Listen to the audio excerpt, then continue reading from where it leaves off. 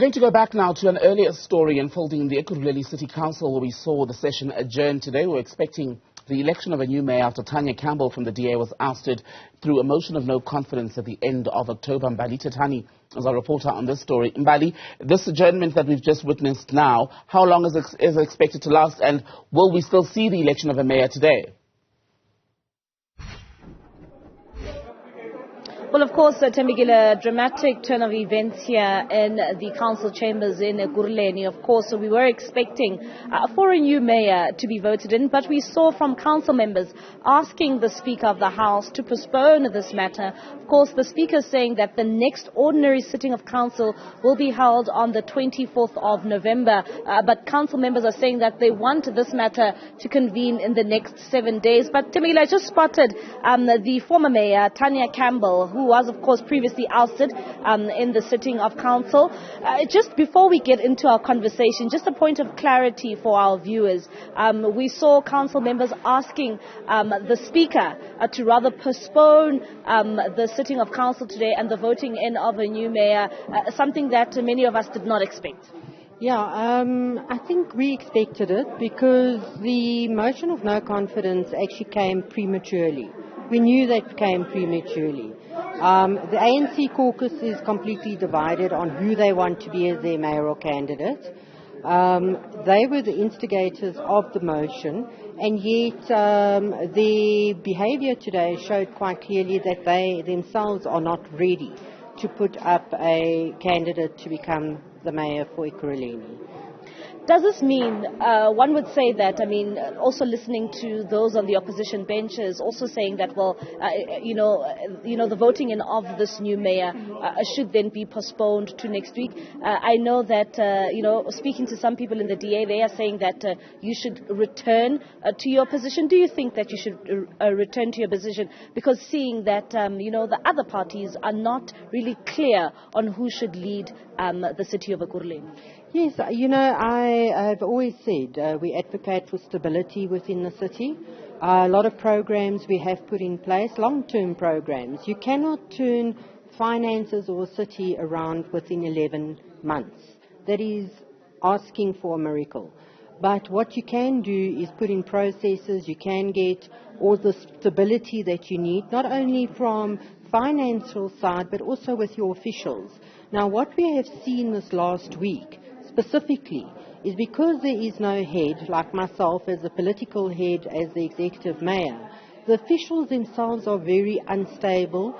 They don't know how to react. They do not have a leader to drive them. We were on a fast track of service delivery. And, it is very sad to see that people who are after positions merely to the detriment of our residents. You don't behave like that. If you are in it, you make sure that you know what you're trying to do. You make sure that if you are calling motions of no confidence, that you've got your house in order, which is clearly not the case. So going after positions just to cause instability within your own city and within your residents is irrational.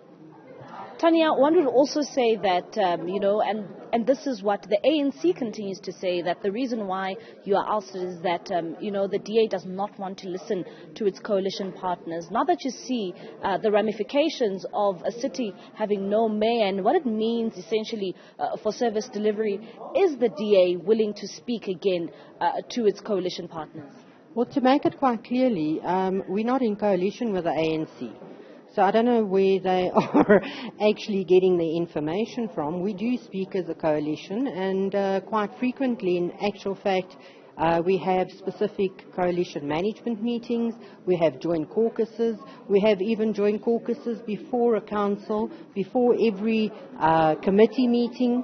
So, I don't know, but to make it very clear, we are not in coalition with the ANC, and therefore I think they need to look in-house what their problems are and try and divert from their own problems. Are you willing to speak to some other parties who are represented in this council to ensure that you do retain or rather return to your position as the mayor in Ekurhuleni? Look, we've always had an open door policy, but you also cannot sell out your principles at all costs to the residents. And this is what is trying to be done today, is selling out to your residents.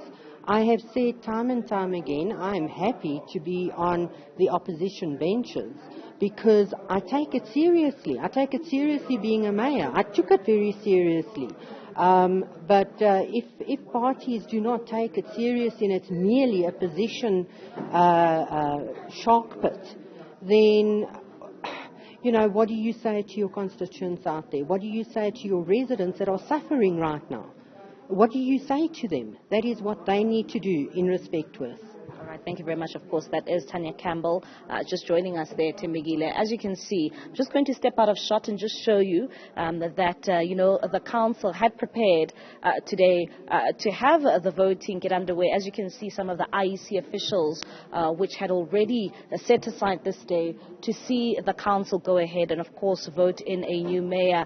But, you know, hearing from what even Tania Campbell is saying, the issues on the other side when it comes to other political parties who are meant to negotiate, you would know that specifically the ANC and the EFF are continuing to negotiate when it comes to who indeed it wants as the new mayor of Ekurhuleni, and the name that has been doing the rounds for most of today and even you know, just previous days leading up to this council sitting is the name of Nkululeko Dunga, who is indeed the EFF's chairperson in Gauteng. Mbali, Thethani, thank you very much for that update from the Ekurhuleni Council.